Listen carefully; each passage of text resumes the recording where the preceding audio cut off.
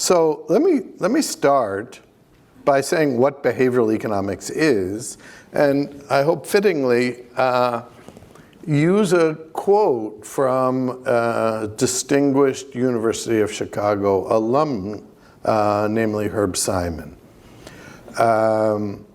He says, the phrase behavioral economics appears to be a pleonasm, which is a word even University of Chicago students may not know. It means a redundant phrase. And he explains, well, what would non-behavioral economics be?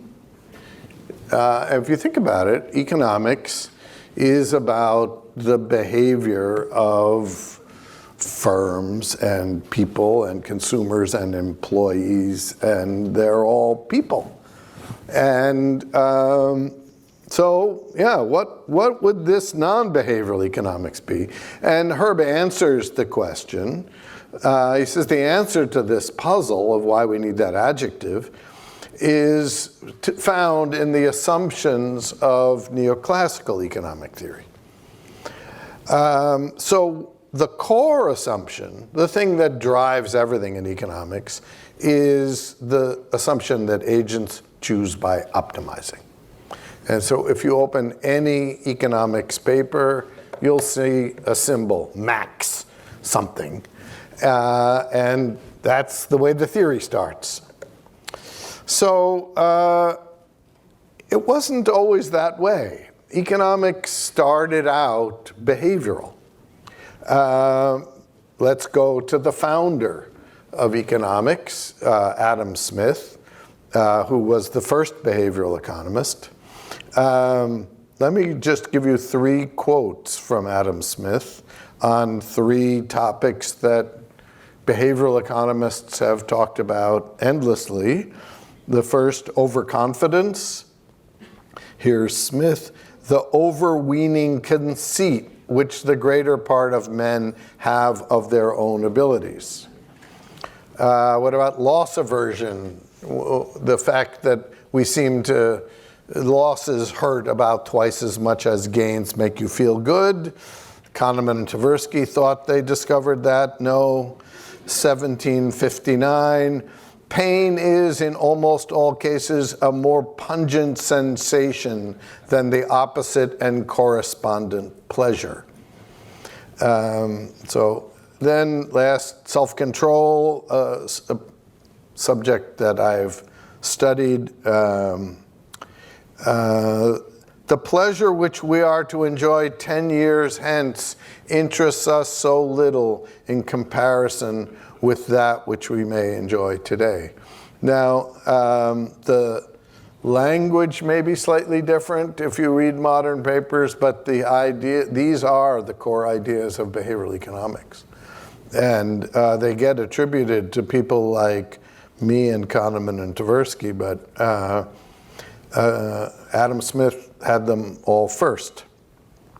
Then fast forward to Keynes, who I claim is the inventor of behavioral finance. Here's a passage from the general theory. Day-to-day fluctuations in the profits of existing investments, which are obviously of an ephemeral and non-significant character, tend to have an altogether excessive and even absurd influence on the market. So this is Keynes writing in 1936. My friend Bob Schiller, who shared the Nobel Prize with Gene Fama and Lars Hansen 5 years ago, won in large part for work documenting the fact that stock prices seem to move too much compared to the movement of fundamentals. And I would say economics was behavioral up until Keynes. I'll come back to that thought in a minute. Another early behavioral economist, Pareto, he says, the foundation of political economy and in general of every social science is evidently psychology. My psychology colleagues are always telling me this. A day may come when we shall be able to decide the laws of social science from the principles of psychology. I'm not sure we're quite there yet. But then, let me give you the University of Chicago view. Now, University of Chicago is not often thought of as a hotbed of behavioral economics. In fact, there was the Journal of Political Economy recently published a 125th anniversary issue where they asked various Chicago economists to write short papers. They asked me to write one about behavioral economics, and I will say the page limit was not a binding constraint. But I began with this quote from exactly 100 years ago by a professor in the economics department, John Maurice Clark. He was the son of a more famous economist, John Bates Clark, that a famous award is named after. So here's what John Maurice Clark says. The economist may attempt to ignore psychology, but it is sheer impossibility for him to ignore human nature. If the economist borrows his conception of man from the psychologist, his constructive work may have some chance of remaining purely economic in character. But if he does not, he will not thereby avoid psychology. Rather, he will force himself to make his own, and it will be bad psychology. Applause is fine, you know. So I've been saying for years, my former student Werner de Bont is here today, and it's thanks to him that I have that quote. I owe him many other things, but especially that quote. Werner reads these kinds of old papers. I don't know where the hell he found it, but it's a wonderful passage. And so since Werner showed me that, I've been saying that behavioral economics is simply borrowing good psychology rather than inventing bad psychology. So let's go back to those assumptions that Simon was talking about. And there are really four. So optimization, I mentioned. People are assumed to choose the best option of those they can afford. Second, consumer sovereignty. What that means is that people know what's best for themselves, and in particular, they know better than anyone else could know, and especially they know better than the government would know. And what that means, you never will read in an economics paper, I assume there are no self-control problems. That sentence has never been written. But it's implicit in every paper, because the idea of consumer sovereignty, that we choose what's best for us, means that we never choose what's wrong for us, like eating that dessert or having that extra drink or what have you. Unbiased beliefs, there's a large literature in economics called rational expectations literature that just formalizes something that was always assumed informally in economics, which is that people's expectations about the future are unbiased, meaning that you couldn't improve on them even if you were as good an econometrician as Lars Hansen. And then finally, self-interest. Economists assume that people are pretty much jerks and only care for themselves, possibly their family, depending if the family has reciprocated. So this set of assumptions defines Homo economicus. And I like to eliminate the Latin, and I just call these people, well, these fictional characters, econs. So how do econs differ from humans, the people we deal with, and how big are the disparities? That is really what the field of behavioral economics is about. It's about that. So this is as close to an econ as we have in the literature. He was half human, and the people I study are more like that. Homer has none of those four characters. Well, selfish. Okay, so let me pose an obnoxious question. Is the idea of optimization even plausible? I mean, is it a starter as a model of human behavior? And I would argue no, that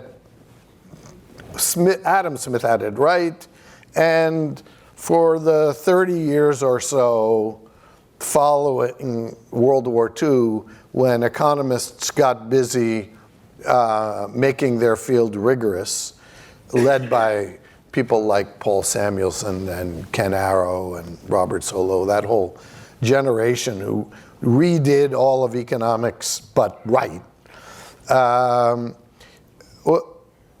Was that a plausible model? And I'd say no for two reasons.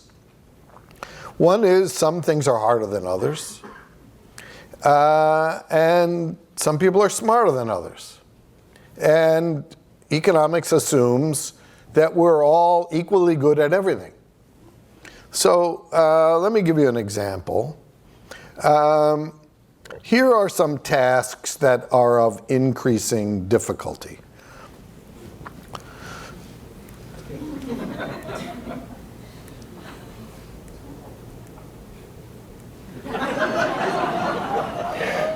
Now, the life cycle theory of saving, if you don't know, is a theory that says that we figure out, you know, at birth, I guess, but let's say upon graduation, how much we're going to make over our lifetime, how we want to allocate that across the lifetime, then what investments we need to make to do that, and then smooth, optimally, updating, presumably daily, or if you're really sophisticated, in continuous time.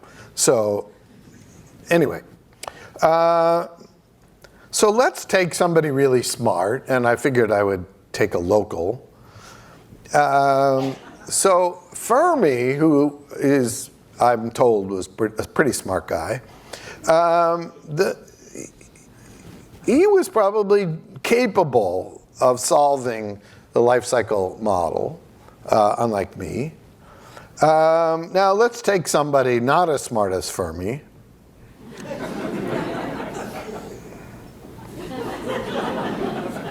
Okay, so now what about self-control problems? Again, we have an array of self-control problems. I must say that one of my former students thinks that my PowerPoint skills are inadequate, and she's responsible for these, and you'll see some of her editorial comments in the following.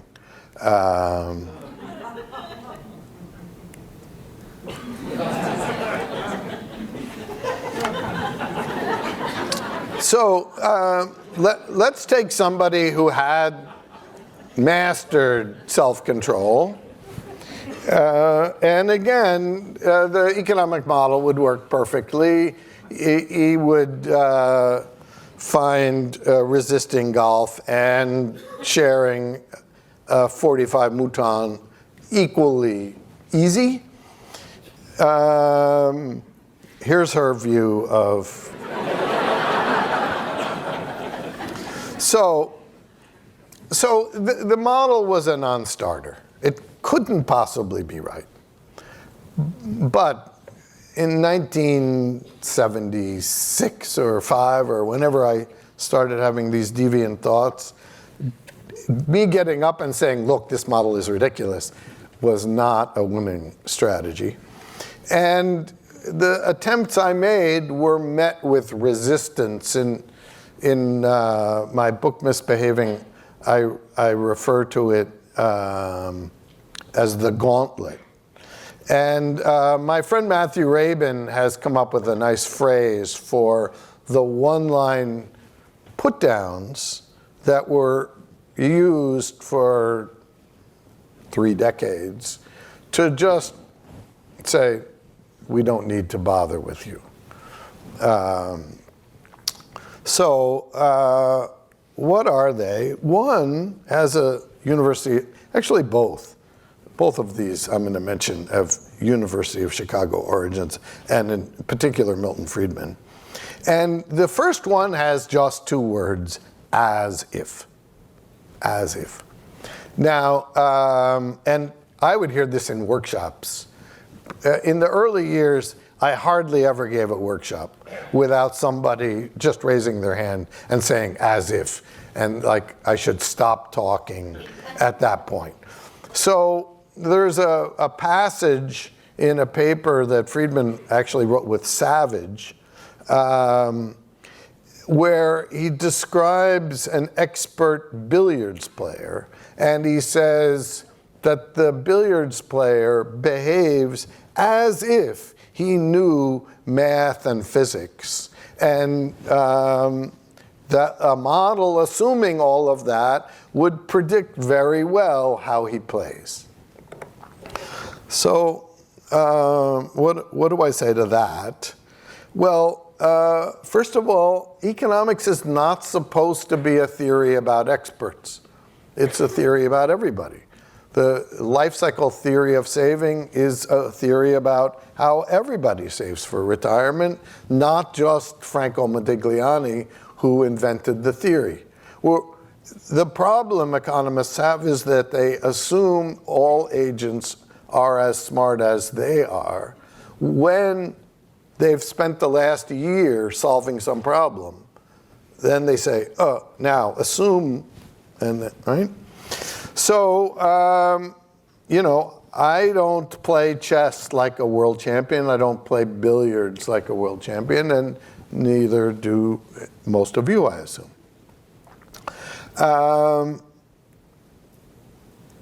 And the second key thing, and my biggest discovery, my biggest scientific discovery, was discovering 2 Israeli psychologists named Kahneman and Tversky. Now, you may think they existed before I discovered them, sometime in the 70s, but economists didn't know about them, so my discovery counted as kind of like Columbus,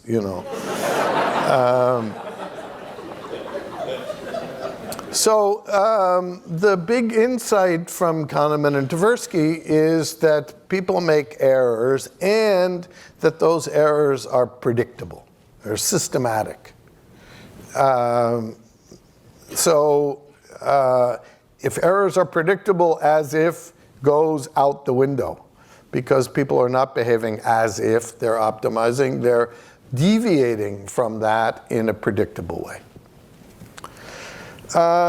So the as if line was a verbal sleight of hand. Friedman was almost certainly the most brilliant debater in the history of economics, and the 2 words worked for a long time.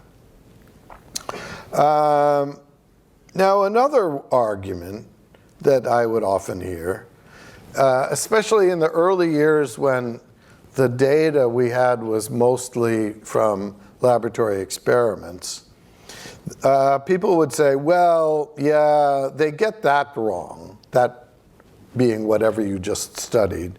But if you raised the stakes enough, they would get it right. That was claim 1.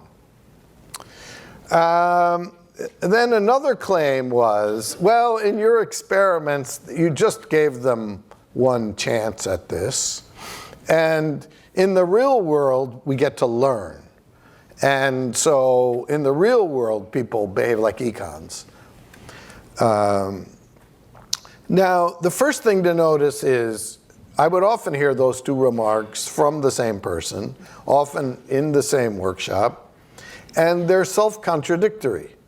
Why? Because the higher the stakes, the less often we get to do it. Right? We buy milk twice a week, maybe. Suits less often. Cars less often. Houses very infrequently. So as we raise the stakes, the amount of practice we get goes down. So you can have one of these arguments, but not both. And then there's the annoying fact that there's no evidence to support the claim that people improve as the stakes go up. None. So then we get to another rude line I have called the invisible hand wave. I suppose I'm referring again to Milton Friedman. And here's the way it goes. And this is never written down, but was heard often. And I think is still heard in some economics workshops right here on this campus. And the line is, well, if people behaved in markets the way they do in your experiments or your studies, then, and now the reason I call this a hand wave is I claim no one has ever finished this sentence with both hands in their pockets. And that's because it's not possible to do. Try it. Then you got, I mean, there has to be a lot of hand waving because markets have no way of transforming humans into econs. So how would this work if it worked? What is supposed to happen if you engage in a market?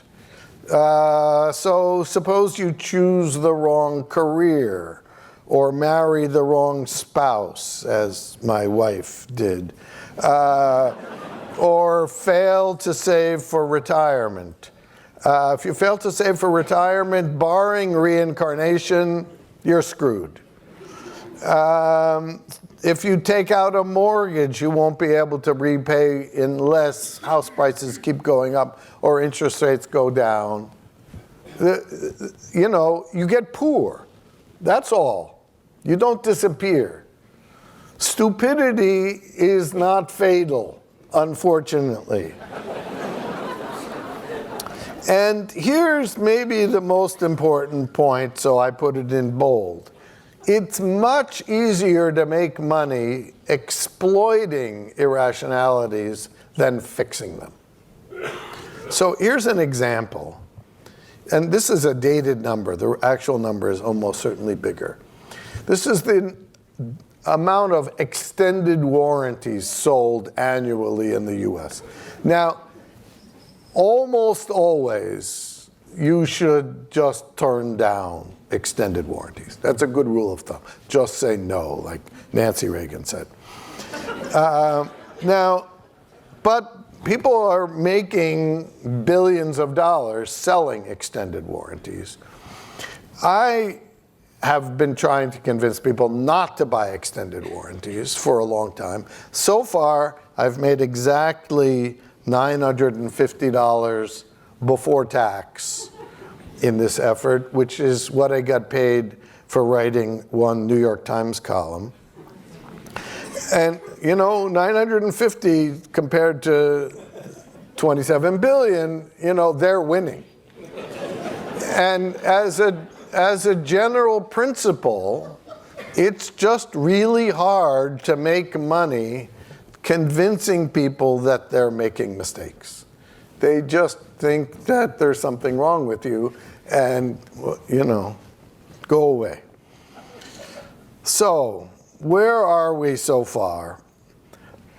the one-liners didn't work. So we have to just,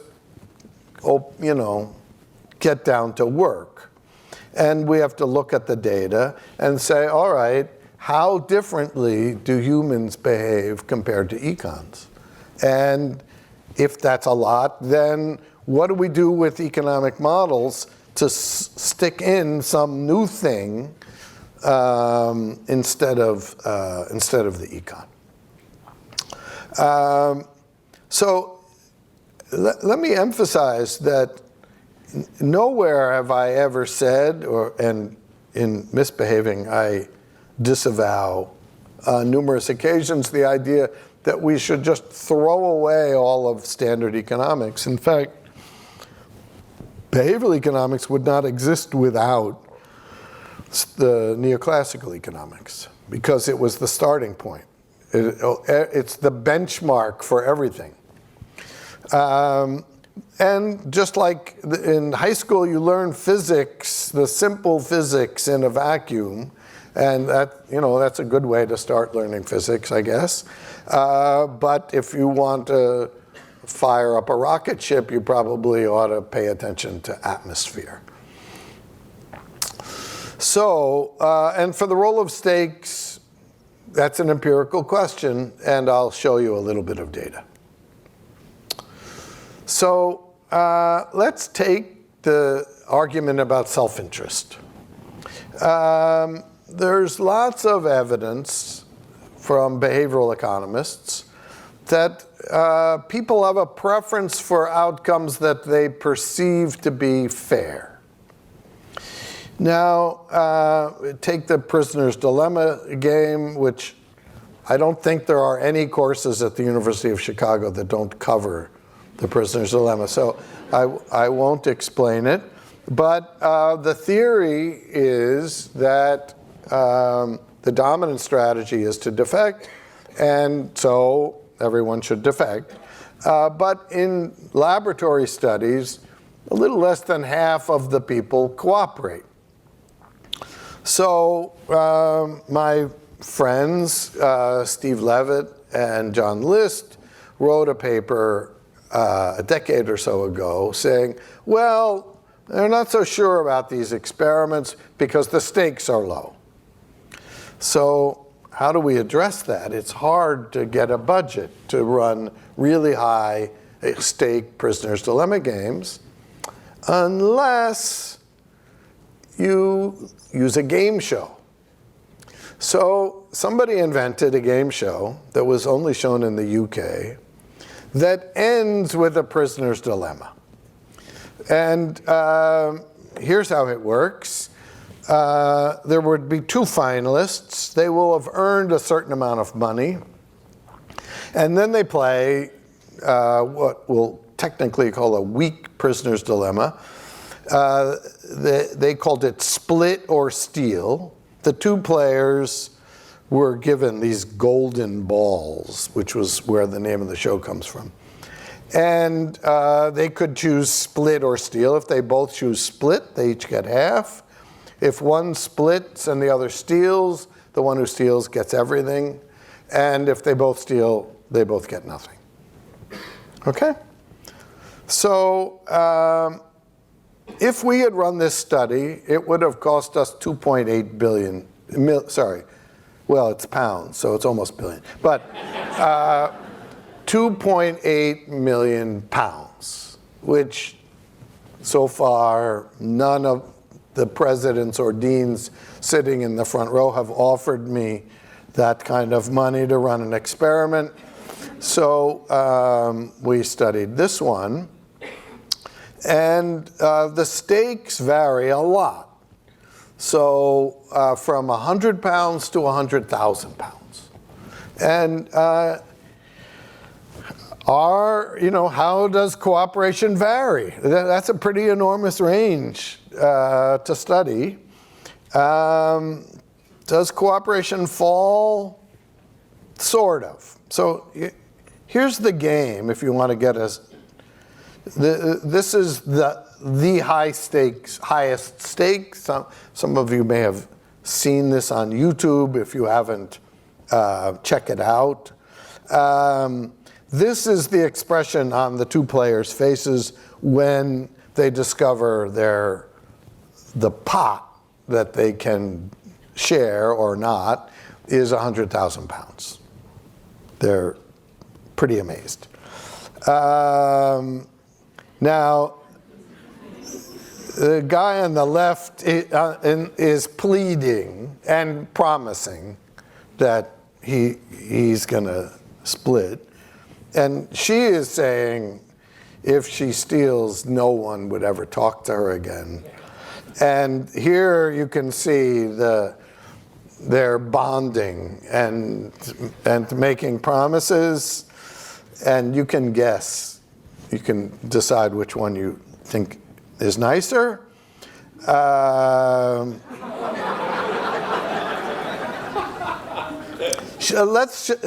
think it's fair to say she had some misgivings about her choice, but not 100,000 pounds worth. So, all right, so what happened over this range?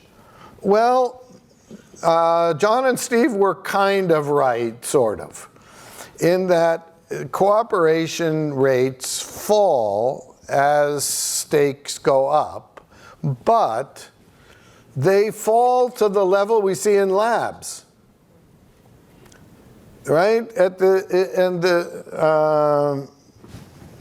Is this, anyway, on the right side here, where the money gets big, you can see the cooperation rates are sort of 40 to 50%, which is what we've seen in games for $10 or $20. The only reason it falls is that the cooperations were really high when the stakes were relatively low. This is something my colleagues and I have observed in I've now written 3 papers about game shows, so how low I've gone. And one was on the dreadful show Deal or No Deal, which was almost designed to be an economics experiment. But what we see in this game and in that one is something that I've called the big peanuts phenomenon. And what I mean by that is, suppose that you're playing for only 500 pounds. Well, you were expecting to pay for tens of thousands of pounds, so that seems like peanuts. Now, if we ever tried to run an experiment with 500 pounds, I don't know what that is now, $750, that would be a lot of money, right? And in any other time of their life, they would think that was quite a bit of money.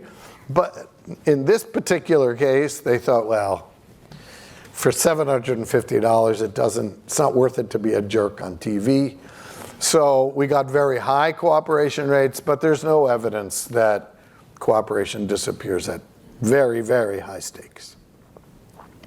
All right, let's raise the stakes further from hundreds of thousands to trillions, and talk about the efficient market hypothesis, a phrase that was coined by my friend and golf buddy Gene Fama. And I like to describe this as having 2 components. The first is what I call the no free lunch component, which is you can't beat the market.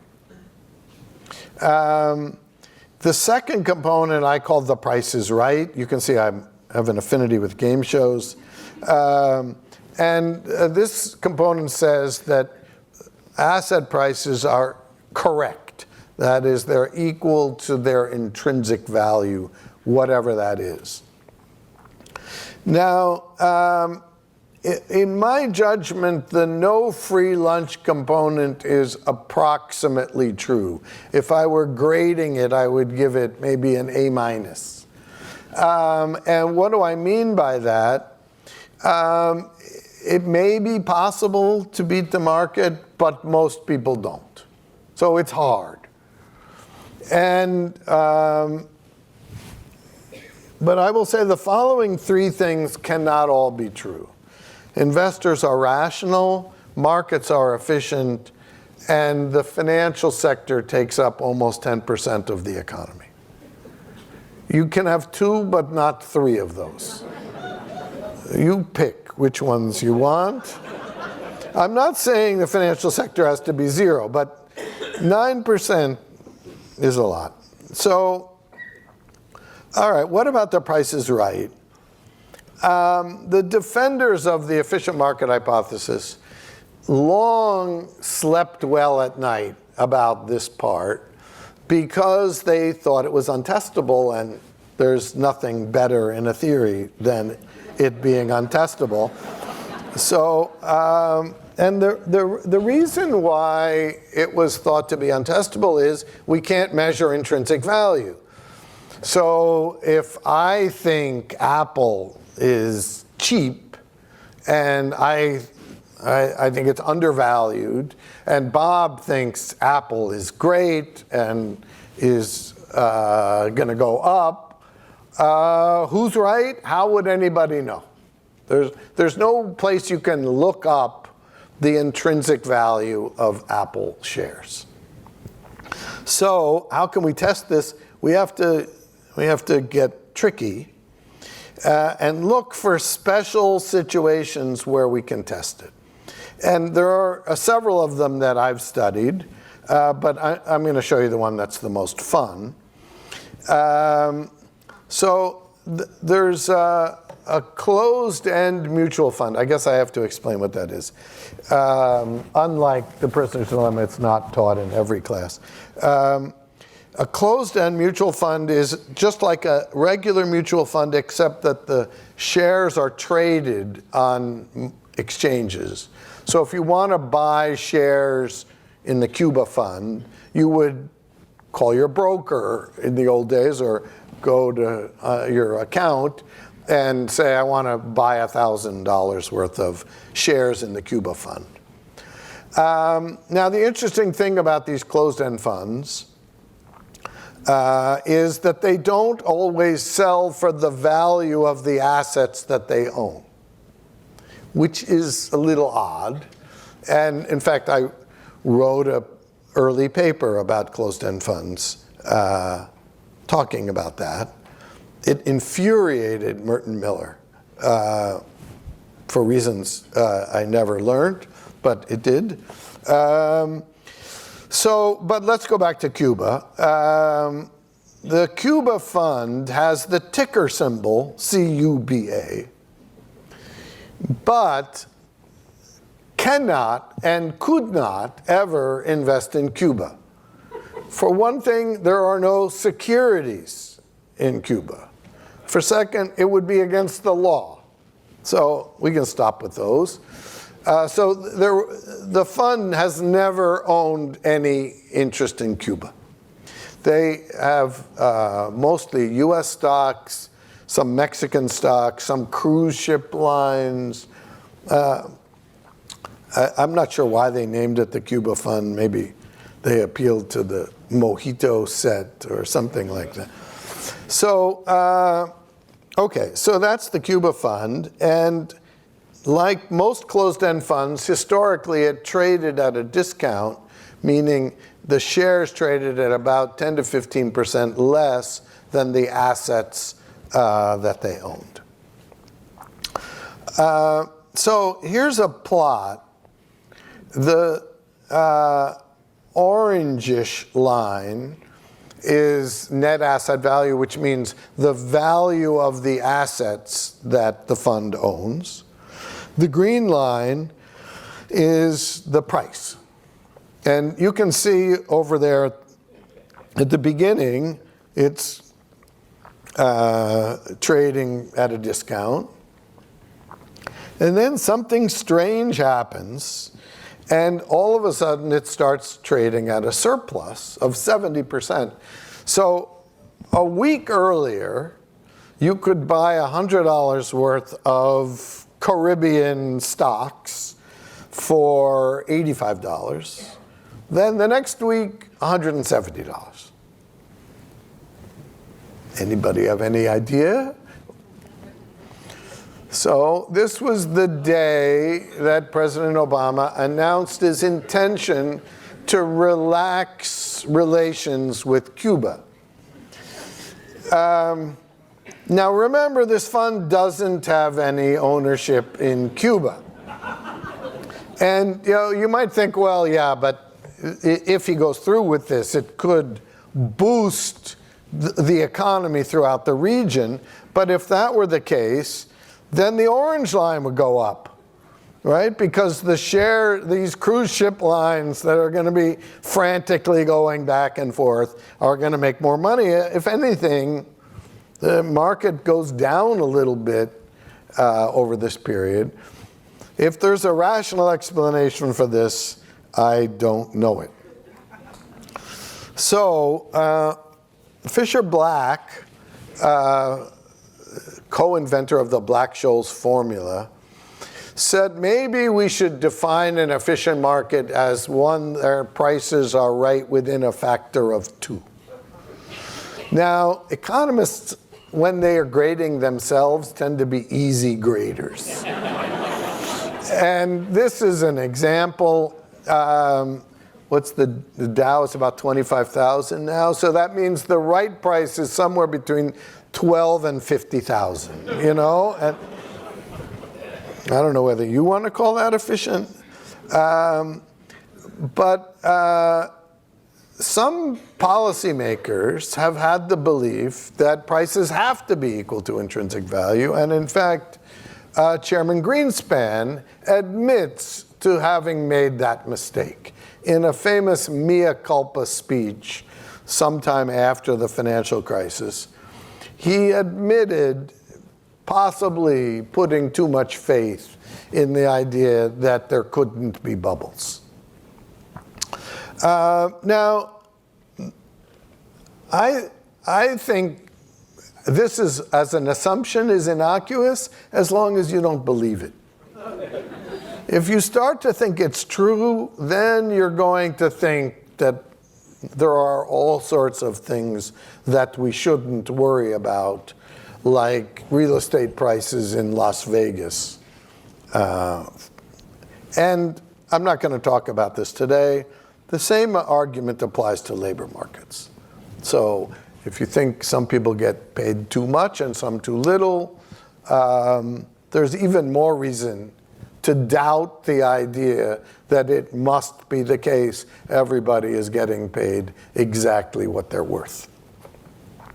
LeBron James is, but now here's another rude phrase that I've introduced. The economic model usually makes vague predictions. For example, if price goes up, quantity demanded goes down. Right? There's no magnitude there.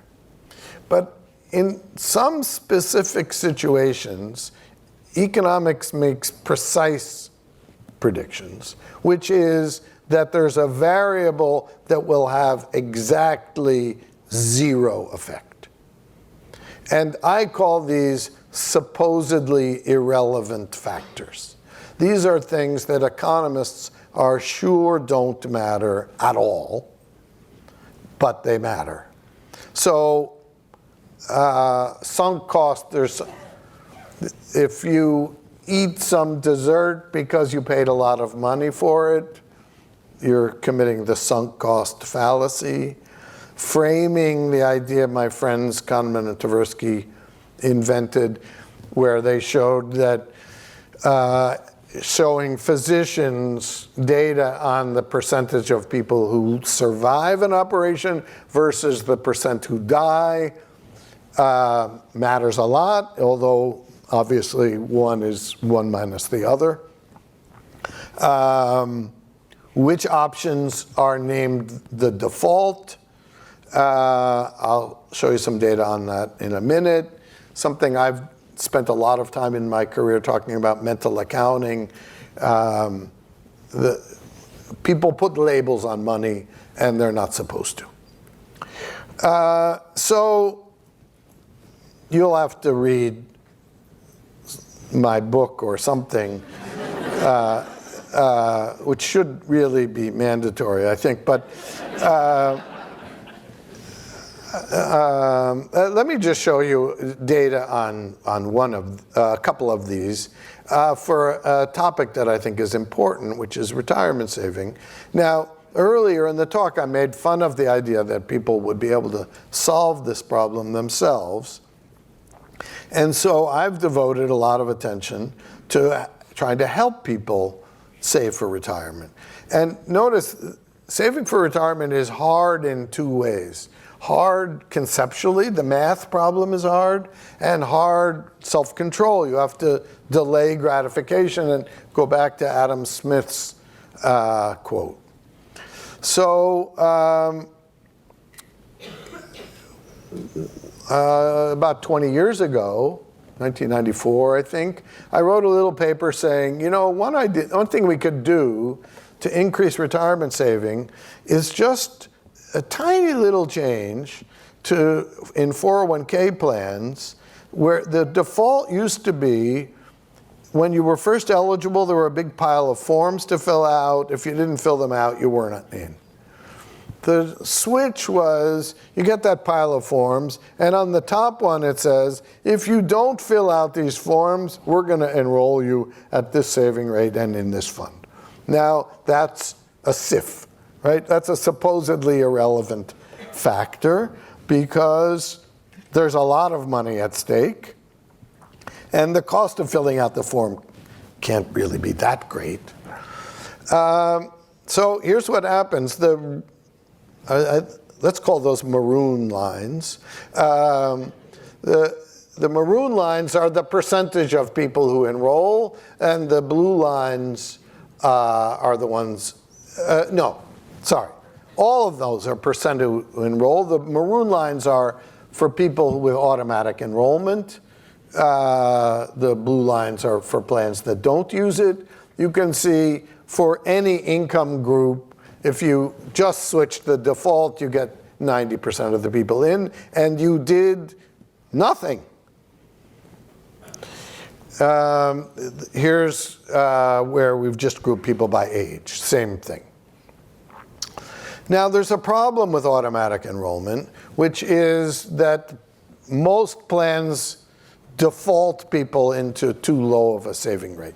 This is not true at universities. Universities have historically had very high, generous retirement plans, either because they love their faculty or because they want to get rid of old people. You can decide which. But anyway, in the private sector, they typically start people out at a 3% saving rate, which is not great. So how can we fix that? A former student of mine and I created something we call Save More Tomorrow. And the idea is we give people the opportunity to increase their saving rate later because we all have more self-control in the future. Right? Many of us are planning diets in June. Or July, maybe. I was going around the country, kind of like Johnny Appleseed, trying to get some firm to try this. Finally, one firm in Chicago agreed to do it, and they did it by hiring a financial advisor and having the advisor offer to speak one-on-one with each employee. There were only about 300 employees. And the Save More Tomorrow option was his second choice. His first choice was to suggest raising saving by 5 percentage points. For the ones who said no, they won't do that, he offered them Save More Tomorrow. So here's what happens. This is a plot of the saving rates of people who say, I don't want to talk to that guy. This is a plot of the saving rates for the people who accepted his advice to go up 5 percentage points. And you can see they go up and then flat line. Here are our guys. Notice they were the worst savers to begin with, and we almost quadrupled their saving rates in less than 4 years.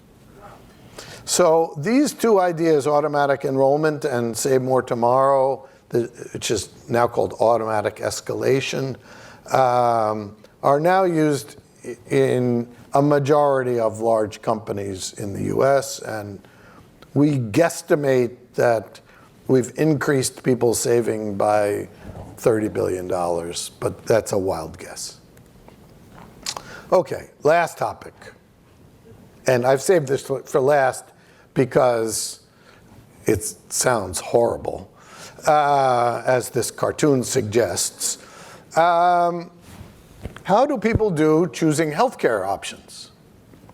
So a large employer, I'm almost done. A large employer tried what an economist would think of as the ideal system. Namely, they gave people every possible option. So there were 48 options altogether. This is like you go into Alinea and Grant sends out a list of 4,000 ingredients and says, tell me what you want. All right, so now this is a great strategy for econs. They can just really fine-tune the plan perfectly. How did it work for humans? Not so much.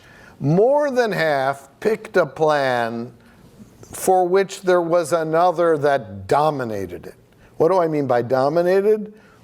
I mean that in any state of the world, no matter how much healthcare you consume, there was a plan that was better. Think of this like there are two Starbucks located next to each other. One is 20% cheaper. Half the people are going to the expensive one, right? They serve the same coffee, the same network, same everything. Okay, well, this was a mere private sector employee. What was the mistake they were making? Choosing too low of a deductible. It's similar to my point about extended warranties. So let's see, would this apply to a place where the employees have really high IQ?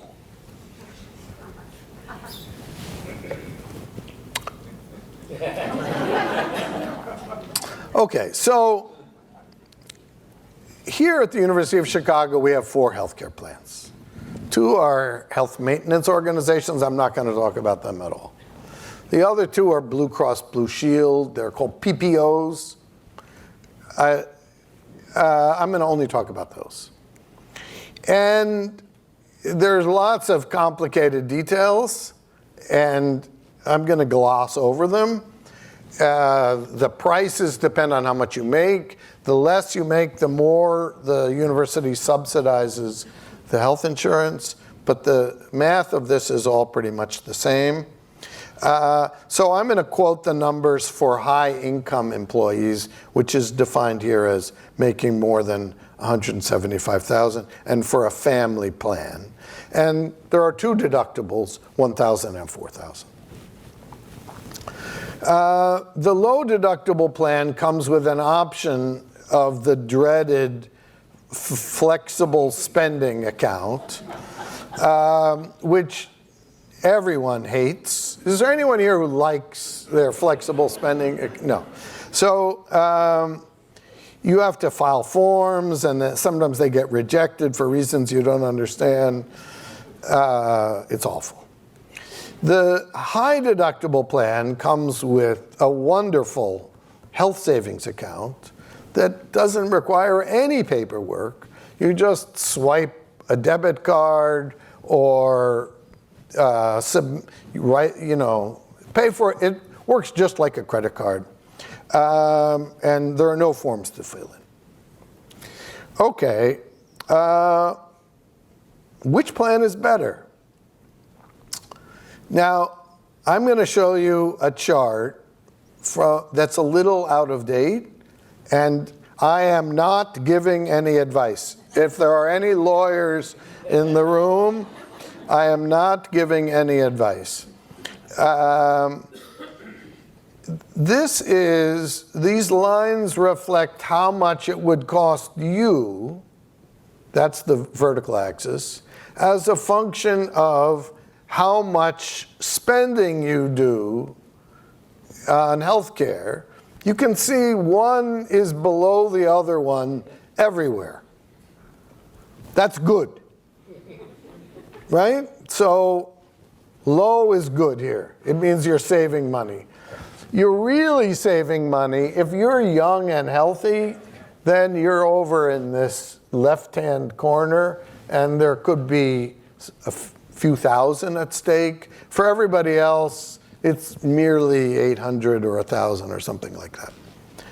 Okay, well, this is the University of Chicago. Everybody is going to be in the lower plan, right?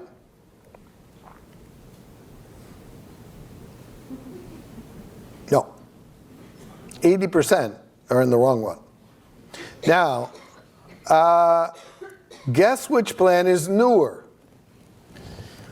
So there's something called status quo bias, which is a fancy term for sticking with what you've always done. And the high deductible plan was an innovation about 3 years ago. And the default, remember how important defaults are, the default in open enrollment, if you don't fill it out, if you don't go log in, is same as last year. So the upper line, I'm giving people the benefit of the doubt and saying they're all asleep. And the lower line are the ones who are awake. What's the basic problem? Economists are using one theory for two different tasks, which is to say what's the rational, smart thing to do and what people do. And we need two theories.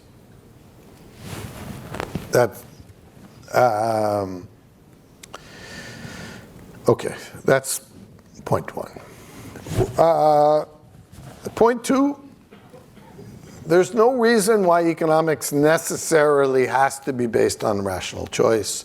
Here's a quote from Kenneth Arrow, possibly the smartest economist of the 20th century, who just says, it's obvious that we don't have to build theories that way. And he gives as an example, you could have a theory where people take the first one. So what instead, if we're going to get rid of econs, what are we going to do? We could try to borrow some good psychology. Now, I falsely advertised forecasts about the future, which, as Yogi Berra said, forecasts are hard, especially about the future. So I have exactly one slide, and it's my last one, you'll be happy to hear. So if every economist were convinced by this, then behavioral economics will disappear. I've been predicting its disappearance for 20 years. So far, it hasn't happened. It will disappear because economics will be as behavioral as it needs to be. So for easy things, we can have Fermis, and for hard things, we can have Thalers. And that'll be more work for economists. Behavioral economics is harder, because almost anybody who's had high school calculus can solve an optimization problem, and figuring out what people like me do is harder. The result will be economics with more explanatory power and opportunities to help or to nudge for good. Like this. Thank you.